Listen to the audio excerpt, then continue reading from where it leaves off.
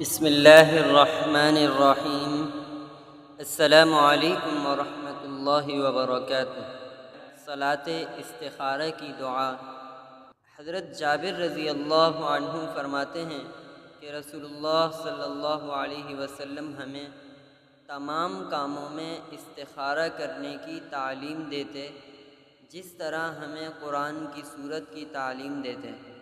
آپ فرماتے کہ تم میں سے کوئی شخص جب کسی کام کا ارادہ کرے تو فرض کے علاوہ 2 رکعتیں ادا کرے، پھر یہ کہے: اللہم انی استخیرک بعلمک واستقدرک بقدرتک واسألک من فضلک العظیم فإنك تقدر ولا أقدر وتعلم ولا أعلم وأنت علام الغيوب اللهم إن كنت تعلم أن هذا الأمر خير لي في ديني ومعاشي وعاقبة أمري فاقدره لي ويسره لي ثم بارك لي فيه وإن كنت تعلم أن هذا الأمر شر لي في ديني ومعاشي وعاقبة أمري فاصرفه عني واصرفني عنه وقدر لي الخير حيث كان ثم أرضني به۔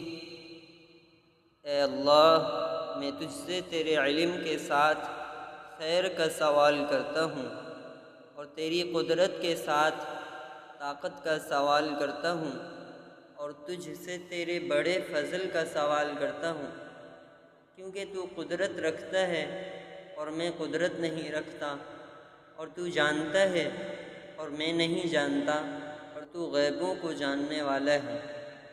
اے اللہ، اگر تو جانتا ہے کہ یہ کام اپنے کام کا نام لے، میرے لیے میرا دین، میری معاش اور میرے کام کے انجام میں، یا کہے میرے جلدی اور دیر والے کام میں بہتر ہے، تو اسے میری قسمت میں کر دے اور اسے میرے لیے آسان کر دے، پھر میرے لیے اس میں برکت فرما۔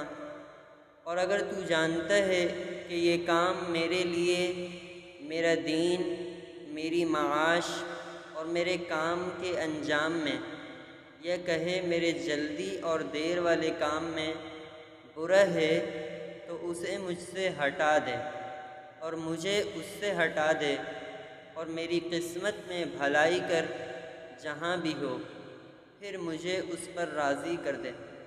جو شخص خالق سے استخارہ کرے اور مومن مخلوق سے مشورہ کرے اور اپنا کام پوری تحقیق اور کوشش سے کرے، وہ پشیمان نہیں ہوتا، کیونکہ اللہ تعالیٰ نے فرمایا: وَشَاوِرْهُمْ فِي الْأَمْرِ فَإِذَا عَزَمْتَ فَتَوَكَّلْ عَلَى اللَّهِ۔